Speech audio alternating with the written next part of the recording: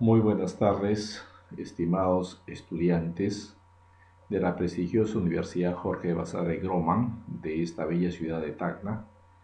Les agradezco al comité organizador de este segundo simposio regional de estudiantes de Ingeniería Civil por la cordial invitación para venir hasta esta maravillosa ciudad y poder compartir con ustedes la conferencia denominada Las modificaciones en el diseño sísmico con la nueva norma E030-2016.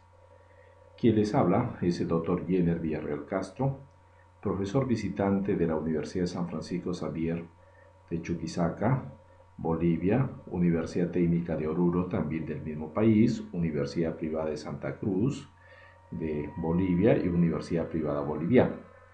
Profesor visitante de la Universidad Laica Eloy Alfaro de Manabí del Ecuador, profesor visitante de la Universidad Tecnológica Centroamericana de Honduras, profesor extraordinario de la Universidad Privada Antenor Orrego y Universidad Privada del Norte en la ciudad de Trujillo. Premio Nacional otorgado por la Asamblea Nacional de Rectores en los años 2006, 2007 y 2008. Iniciamos la presente conferencia filosofando acerca de este mensaje que nos dejó el científico ruso Klyachkov, que nos decía que a las personas no los mata el sismo, sino los edificios que colapsan. En pocas palabras, lo que él quiso decir es que a las personas no los mata el sismo, sino los malos ingenieros civiles y arquitectos que proyectan, diseñan y construyen deficientemente. En ninguna norma de diseño sismo resistente a nivel mundial se permite el colapso estructural, lo que se está observando en esta fotografía. Nosotros no somos un país del primer mundo, sino somos un país en vías de desarrollo. Por lo tanto, necesitamos invertir no solamente en educación, sino en investigación mucho más que los países industrializados. Si nosotros miramos el caso del Japón, después del sismo de Kobe del año 1995, miremos cómo se inició el proceso de reconstrucción y cómo se obtuvo 8 años después cuando tuve la oportunidad de visitarlo. Acá tenemos un puente aéreo, en el fondo la edificación de color quinda, se puede observar que todavía está en buen estado, la otra edificación también, en el puente aéreo, en el pilar, podemos observar que hay un desprendimiento del concreto. Podríamos utilizar tranquilamente un aditivo, pegar el concreto nuevo con el concreto antiguo y luego de efectuar la reparación una pintada y estaría en perfecto estado.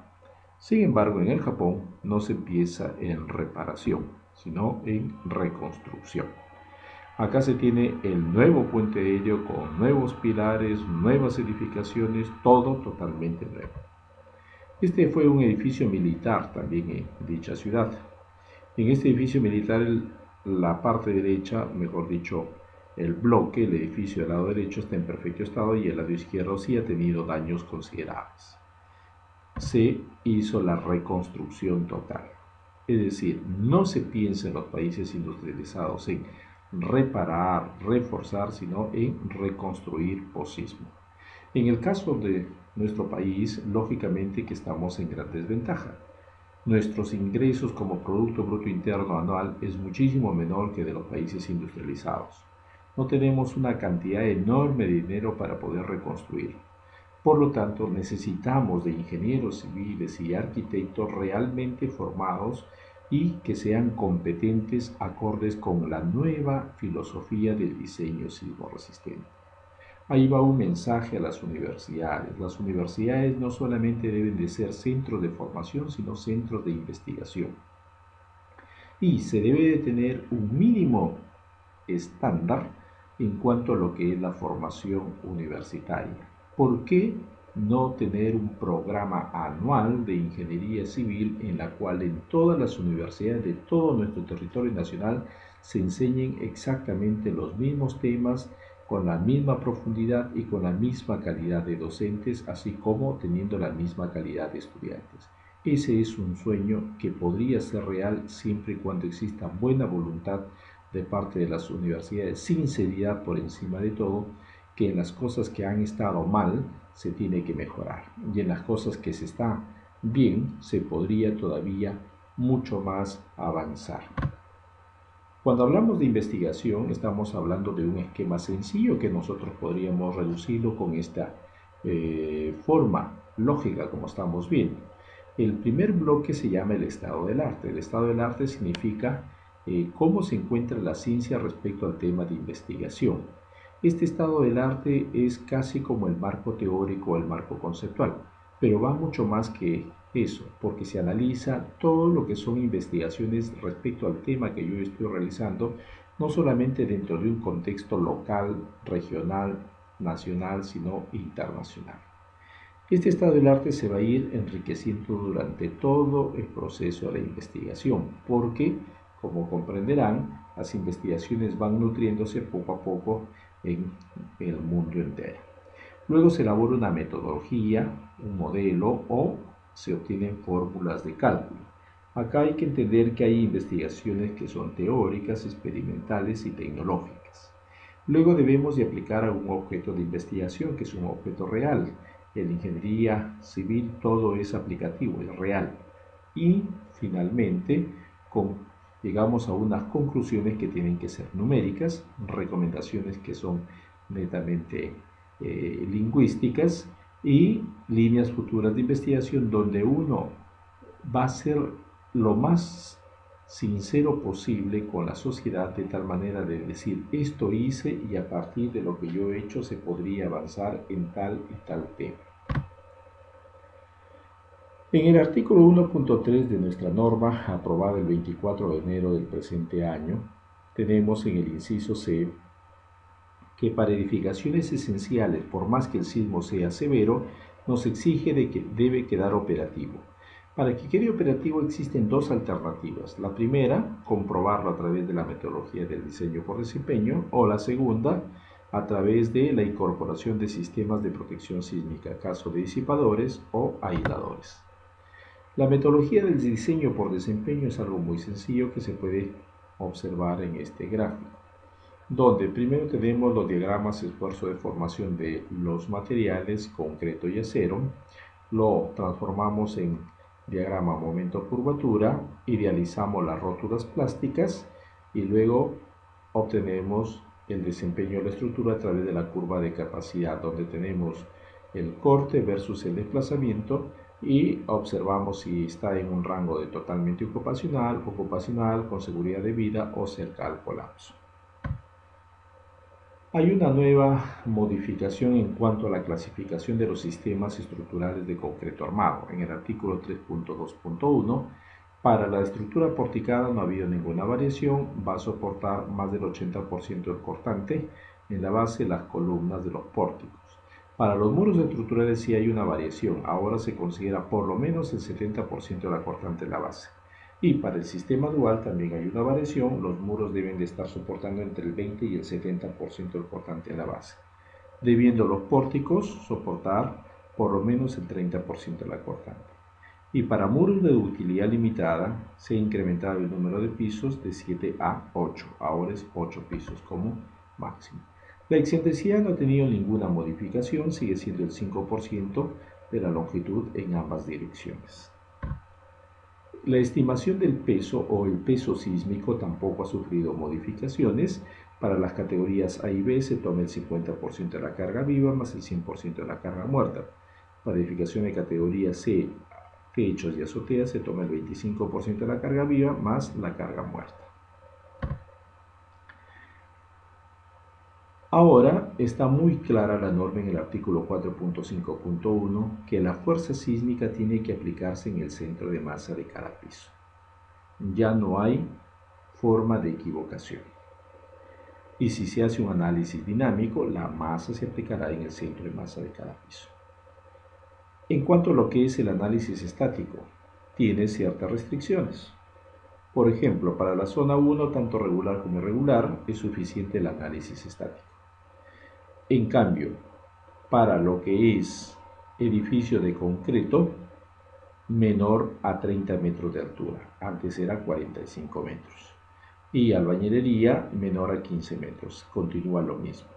Para las zonas 2, 3 y 4 se tiene que hacer tanto el estático como el dinámico para comprobar que el cortante dinámico sea mayor al 80% del cortante estático, si es regular, o cortante dinámico mayor al 90% del cortante estático, si es irregular.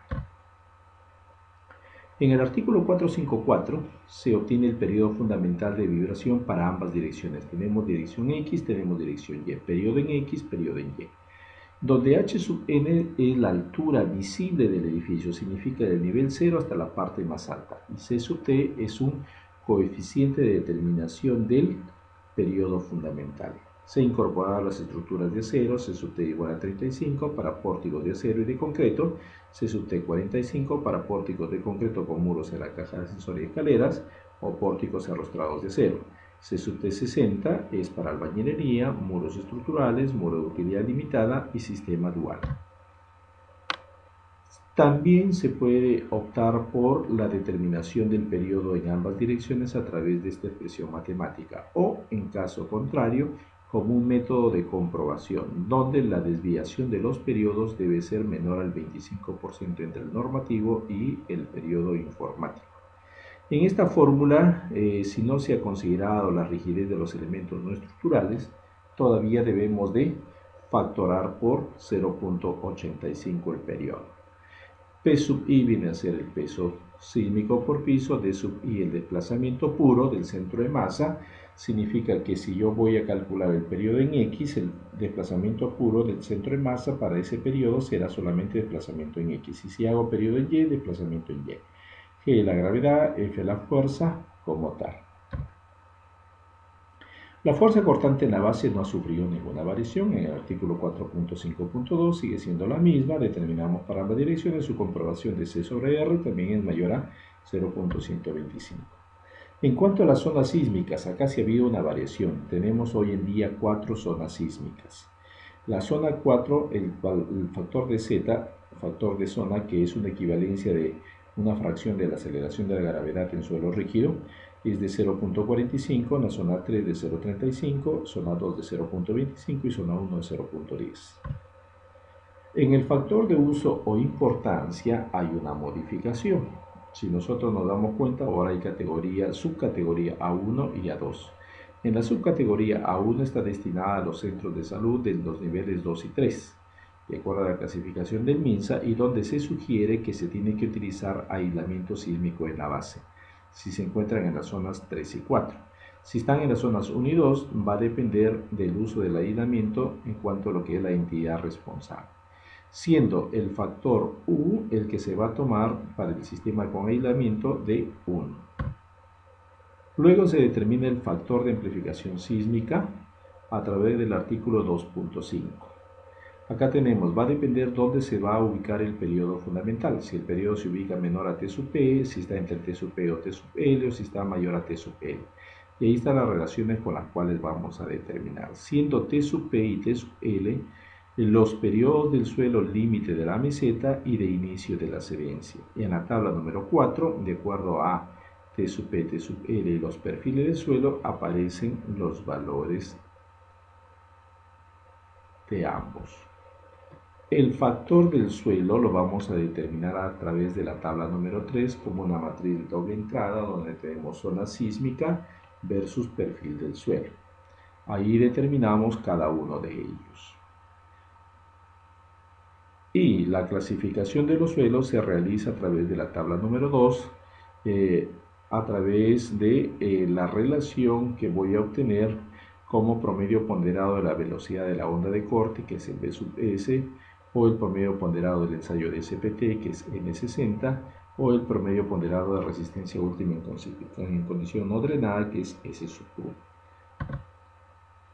El coeficiente de reducción de la fuerza sísmica ha sufrido una variación. Ahora, a través del artículo 3.8 se tiene que factorar por un factor de irregularidad en altura y un factor de irregularidad en planta. R es igual a R sub 0, que es un coeficiente básico de reducción, que es el mismo valor de lo que se tenía anteriormente como R. Y si se tiene dos o más sistemas estructurales en una dirección, se va a tomar, lógicamente, el menor valor de R sub 0. Los factores de irregularidad en altura y irregularidad en planta se van a tomar a través de las tablas 8 y 9. Y si es regular, se va a tomar como valor 1. Acá está el coeficiente básico de reducción para los diversos sistemas estructurales. Lo que sí no se debe cometer es la exageración en cuanto a las irregularidades, como el caso del piso blando que tenemos en la figura del lado izquierdo, parte superior, correspondiente al sismo de Pisco, Hotel Embassy. Ahí existía un clarísimo error en cuanto a lo que es piso blando. Muy poca rigidez en el primer piso y en los otros pisos mayor rigidez. Entonces ahí lo que se fracturaron fueron en las conexiones de las columnas con la conexión hacia el piso más rígido. Otros casos, lo que es esquina entrante pronunciada, también no debería de ser, ¿no? Tan pronunciada, porque si no vamos a tener un gran efecto torsional como lo que ocurrió en la parte inferior derecha en el sismo de México del año 1985 en la central de telecomunicaciones de la Ciudad de México, efecto torsional pronunciado. Luego se determina la fuerza sísmica por la altura a través del artículo 4.5.3, donde la fuerza es igual a un coeficiente alfa por la cortante. Este alfa vamos a tener un exponente k como nueva novedad, donde este exponente k vale 1 para los periodos que sean menor o igual a 0.5 segundos, y k es igual a 0.75 más 0.5t, donde t es el periodo fundamental, y debe ser menor a 2 para el periodo mayor a 0.5 segundos. Hay que recordar que la sumatoria de alfa es igual a 1 y la sumatoria de las fuerzas es igual a la cortante. Luego se va a amplificar el desplazamiento. Una vez que vamos a amplificar el desplazamiento, vamos a multiplicar el desplazamiento, para la obtención del desplazamiento real, multiplicamos el desplazamiento elástico por 0,75 de R cuando es regular o por R cuando es irregular y obtenemos el desplazamiento real o inelástico. La comprobación de las distorsiones sigue siendo la misma a través de la tabla número 11. En la parte dinámica, siempre sabemos y lo decimos que el análisis dinámico es la suma de dos análisis o subanálisis, lo que sería el análisis modal y el análisis espectral. En el análisis dinámico tenemos como requerimiento la obtención del periodo de vibración, número de modos, porcentaje de masa participativa, desplazamiento lateral y fuerza de diseño. En el análisis modal vamos a obtener periodo de vibración, número de modos, porcentaje de masa participativa. En el espectral, el desplazamiento lateral y la fuerza de diseño por sismo. Para el análisis modal, nuestra norma nos exige que debemos de considerar un mínimo número de modos que supere el 90% de la masa participativa. Aproximadamente en esta tabla tenemos número de pisos versus número de modos y el primer periodo. Con ese número de modos se garantiza de que debería estar por el orden del 90% de la masa participativa. El periodo del modo 1 es igual a 0,1 el número de pisos en segundos como una forma aproximada para poder comprobar el análisis. En el análisis modal se considera el 5% de amortiguamiento. Las masas, que son las que van a inducir al movimiento, como tenemos 3 grados de libertad en el centro de masa, desplazamiento en X, desplazamiento en Y, rotación en Z, tendremos consecuentemente 3 masas. La masa de traslación en XY, que es el peso sísmico por piso sobre la gravedad, y la masa rotacional en Z si es regular en la parte superior, si es irregular en la parte inferior. Ahí está el centro de masa, que es un nudo maestro, el cual va a transmitir hacia el resto de nudos el movimiento. Por lo tanto, en este centro de masa tenemos 3 grados de libertad, 3 restricciones, y a todo ese bloque se le llama diafragma rígido. Lo que debemos entender es que los diafragmas rígidos deben de estar alineados a los centros de masa por el eje vertical de tal manera de poder controlar los efectos torsionales en planta que van a existir entre un nivel y otro. La aceleración espectral la vamos a determinar a través de esta relación, donde F sub Fe viene a ser el factor de escala, que es ZUSG sobre R, y C es el factor de amplificación sísmica. Comprobamos, como habíamos dicho, de que el portante dinámico tiene que ser mayor al 80% del estático o mayor al 90% del estático si es regular o irregular. En el caso que no cumpla, se tiene que escalar. Se debe escalar, pero no los desplazamientos, sino solamente las fuerzas.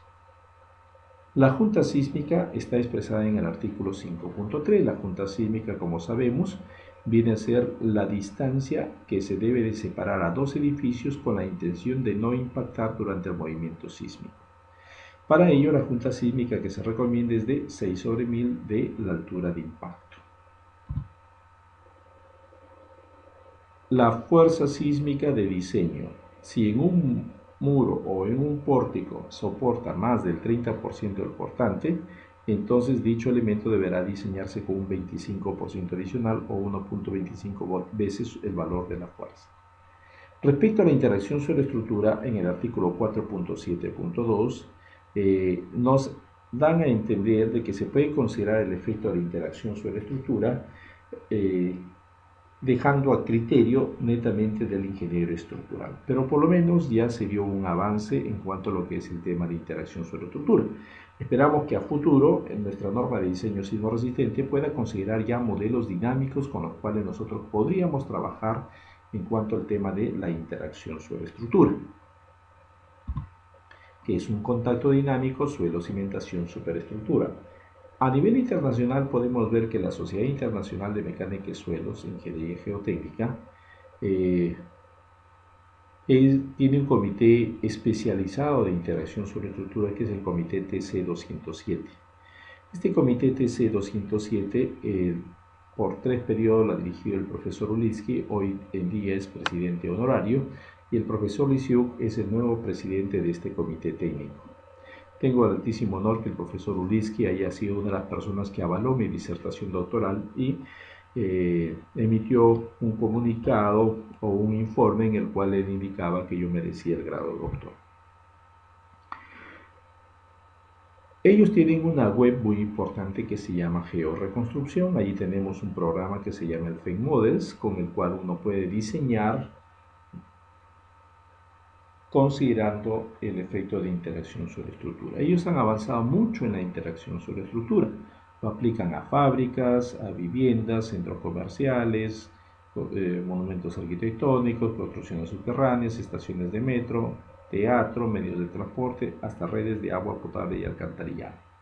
Otro centro de investigación muy poderoso a nivel mundial es el centro de investigación denominado NIOSP en la Federación de Rusia, ciudad de Moscú.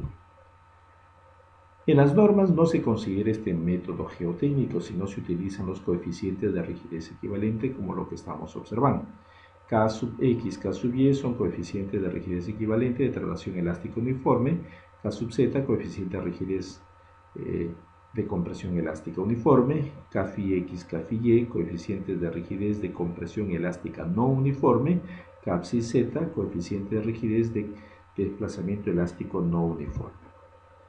La interacción suelo-estructura lo que va a generar es un incremento en el periodo de vibración, también en el desplazamiento lateral, pero a su vez va a obtenerse una reducción en cuanto a lo que son esfuerzos. Con la interacción suelo-estructura también yo puedo optimizar las dimensiones de mis elementos en el caso de la cimentación. Por ejemplo, acá tenemos de una platea. Con un espesor de 40 centímetros tenemos que todos los modelos dinámicos de interacción eran mayores que el empotramiento, algo que no es correcto. De 50 también mayores al empotramiento, no es correcto. Y en el de 60 validamos dos modelos, el color amarillo y el color celeste, que son norma rusa y el modelo del profesor Barth. Con la interacción suelo-estructura también se puede determinar exactamente la ubicación de rótulas plásticas. Acá tenemos una distribución por altura de los esfuerzos de von Mises y podemos observar que no hay absolutamente ningún daño. En cambio, cuando utilizamos la interacción suelo-estructura, ahora sí podemos ver el daño en un nivel determinado. Con la interacción suelo-estructura también se hace el balance de energía. En el balance de energía estamos viendo con color verde lo que es la disipación de energía del suelo, que es del orden del 7.5%. Con la disipación de energía del suelo podemos reducir desplazamientos, así como esfuerzos relacionados con la interacción sin disipación. También se puede controlar el tema de alabeo en losses, donde dos nudos en la diagonal de un sector rectangular se van a levantar y los otros dos nudos de la otra diagonal van a descender. Eso es alabeo. En cuanto a sistemas de protección sísmica, nuestra norma En el artículo 3.9 nos indica que se pueden utilizar sistemas de aislación y sistemas de disipación siempre y cuando cumplan con los requerimientos mínimos, como es fuerza cortante en la base y distorsión de entrepiso. Nos preguntaríamos, si ya está cumpliendo con eso, ¿para qué voy a hacer un análisis incorporando otros dispositivos si ya cumple con la norma? Lo que pasa es de que cumple con la norma y prácticamente nos está indicando de que nuestra norma de diseño sismo resistente no garantiza que quede totalmente ocupacional u ocupacional. Pueden haber daños, pero no colapsos en absoluto. Entonces, con la utilización de estos sistemas de aislamiento, viene a ser la respuesta a la parte inicial que garantiza que quede totalmente ocupacional. Y nos orienta a utilizar la norma americana de la Sociedad Americana de Ingenieros Civiles 710. Disipador de fluido viscoso. Los disipadores son sistemas de protección sísmica que se colocan por la altura del edificio y que van a permitir un incremento del amortiguamiento entre un 20 a un 40%, reduciendo desplazamientos, reduciendo fuerzas de diseño, reduciendo daños, reduciendo volúmenes de concreto y acero como tal. Acá tenemos la torre central del aeropuerto Jorge Chávez, la cual se ha reforzado utilizando disipador de fluido viscoso tipo Chevron. Todo esto se basa en un balance de energía. Con el balance de energía puedo ver la energía disipada por los dispositivos. Esta energía disipada debe estar en el orden del 20 al 40%. Ahí está con color rojo. Los disipadores y los aisladores pertenecen a los sistemas pasivos de disipación de energía, es decir, se van a activar en algún momento producto de algún factor. ¿Con qué se activan estos dispositivos? Si son los viscosos, se activan por velocidad, los de viscoelásticos por velocidad de desplazamiento, los de fricción y clasificación por desplazamiento. Eso está en el capítulo 18 de la norma americana. Estos dispositivos van a trabajar en tracción o compresión y en su interior tienen silicona, con ese pistón lo comprime, pasa de cámara a cámara y va a generar toda una energía de disipación. La cámara de estancamiento viene a ser el lugar donde se va a producir o se va a generar el lazo histerético. El lazo histerético es un diagrama fuerza versus desplazamiento. Acá tenemos el tipo Chevron, donde vemos que hay un brazo metálico. El disipador no es en toda la longitud, sino es una parte nada más donde dice C, que es el coeficiente de amortiguamiento, y el brazo metálico aporta rigidez. La ecuación general del disipador de fluido viscoso es fuerza igual coeficiente de amortiguamiento por velocidad elevado al exponente alfa. El exponente alfa es de velocidad y vale 0.5. Para ello se utiliza la metodología del diseño por desempeño. Primero se calcula el factor de reducción de respuesta, donde en ambas direcciones es igual a la relación de la distorsión máxima con la distorsión objetivo. Esa distorsión objetivo es a través de la metodología HASUS del diseño por desempeño. Al mismo tiempo, se calcula el amortiguamiento efectivo, se resta el 5% y se obtiene el amortiguamiento viscoso. Este amortiguamiento viscoso debe estar en el orden del 20 al 40%. Se utilizan los registros históricos, denominados acelerogramas. Los acelerogramas que se tienen que utilizar de acuerdo al artículo 4.7.1 de nuestra norma de diseño sismo resistente nos indica que debe ser como mínimo 3 conjuntos de registros acelerográficos, con 2 componentes mutuamente ortogonales y escaladas a un espectro de diseño donde R vale 1.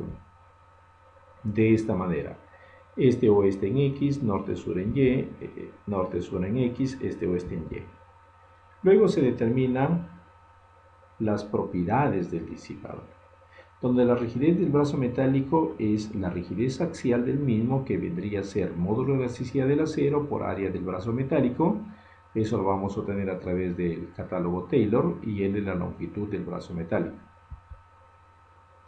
El coeficiente de amortiguamiento lo vamos a obtener a través de esta relación, donde A viene a ser la amplitud del modo fundamental, omega viene a ser la frecuencia angular, m viene a ser la masa del nivel I, phi sub I el desplazamiento modal en el nivel I, lambda es un parámetro del FEMA, el cual para alfa igual 0.5 es 3.5, phi rj viene a ser el desplazamiento modal relativo entre los extremos del disipador y θ sub j el ángulo de inclinación del disipador.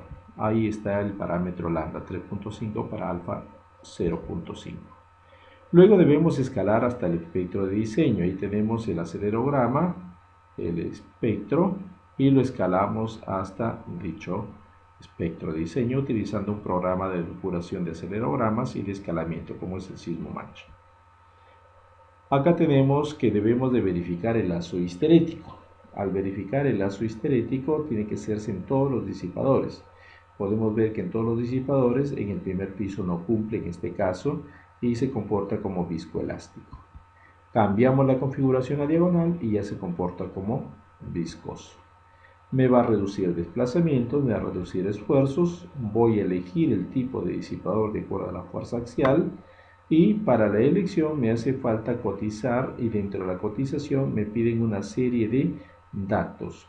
Fuerza, que ya los hemos visto, coeficiente de amortiguamiento también, exponente de velocidad que vale 0.5 y luego nos dice el máximo desplazamiento que debe ser menor a 5 centímetros, máxima velocidad que lo voy a despejar de la fórmula general, la forma de la disposición de los mismos y la cantidad. Garantía 35 años. Finalmente se hace el diseño de las conexiones para evitar de que fallen las conexiones y que el disipador no trabaje en el sismo. Tiene que trabajar, para ello las conexiones también tienen que estar en perfecto estado. Pasamos al aislador con núcleo de plomo. Tenemos ya muchos proyectos con aislamiento en la base, tales como el edificio administrativo de Graña y Montero en Lima, aislador con núcleo de plomo, edificio multifamiliar Madrid, aislamiento de alto amortiguamiento, el campus de la UTEC, aislamiento con núcleo de plomo y la Facultad de Ingeniería Civil de la UNI también con aislador con núcleo de plomo. ¿En qué se basa? Es casi en un cuerpo sólido en la parte superior, el cual se puede desplazar lateralmente. Tiene un actuador extremo que va a impedir que se desplace libremente. Ahí está el aislador en la base. El desplazamiento del aislador se recomienda que debe ser igual a la altura del mismo, más no es conveniente. Así lo norman en los países europeos que tienen normas de diseño sismo resistente debido a la actividad sísmica en la zona cercana a Asia. Dentro de los aisladores elastoméricos está el de núcleo de plomo, LRB, como podemos observar, donde la goma y estas planchas de acero van a aportar la rigidez vertical porque toda su vida útil va a estar ante carga vertical y ante el sismo va a soportar lo que es el núcleo de plomo. Va este sistema a reducir distorsiones y aceleraciones hasta en un 75%. Para ello, también la altura mínima que se tiene en cuanto libre, lo que se llamaría, donde está el sistema aislado, debe ser de 2 metros, de tal manera que una persona pueda tranquilamente monitorear cómo están estos dispositivos. Y también se tiene que hacer la prueba de las tuberías, prueba dinámica, de tal manera que todo esté en perfecto estado. Los periodos de vibración van a ser altos, van a superar los 2 segundos, el primer modo. Vamos a tener la reducción de la aceleración. Por ejemplo, acá tenemos un caso de una disertación doctoral donde el color azul vendría a ser la aceleración en la parte alta del edificio sin aislamiento, el color naranja la parte alta del edificio con aislamiento y el color violeta la aceleración en el terreno. Vemos de que con aislamiento se va a reducir hasta la parte más alta. También te reduce lo que son esfuerzos. Acá tenemos color azul, vendría a ser el momento flector del edificio sin aislamiento, color violeta del edificio con aislamiento, reducción notoria. Esta investigación ha sido clasificada en el Congreso Mundial de Reducción de Desastres, en la cual van a participar 2 jóvenes de la UPAO. Como comprenderán, yo ya he participado mucho, ya no es tan conveniente, sino es mejor promover a las nuevas generaciones para que puedan participar en los mismos. Entonces, estos jóvenes tesistas de la UPAO han tenido ese enorme mérito de haber clasificado dentro del Congreso Mundial. Acá tenemos el comportamiento histerético del aislador. Dentro del comportamiento histerético del aislador podemos observar, ¿no?, de que tiene un diagrama bilineal. Lo comprobamos exactamente el diagrama bilineal. También debemos de verificar el desplazamiento, que tiene que ser menor al desplazamiento total máximo, y los desplazamientos deben de tener el mismo orden de todos los aisladores en la base. Se reducen los esfuerzos, como podemos observar, y las distorsiones notoriamente. Pues bien, les agradezco a todos ustedes por la paciencia de haberme escuchado esta conferencia y les dejo el siguiente mensaje. El mundo necesita de profesionales de cambio, gente innovadora, con ideas innovadoras. Luchen siempre por ser parte de la historia y no pasen desapercibidos. Esa es la filosofía que debemos de tener todos, triunfadores, innovadores, y debemos ser parte de la historia, no solamente de nuestro país, sino del mundo entero. Por eso es importante que todos los días que podamos estar acá en la tierra sea pues de un amplio trabajo, de mucha innovación, de mucha mejora, de mucha lucha, para que se logre cristalizar los sueños inalcanzables que un día uno pensó, pero que hoy en día pueden ser alcanzables.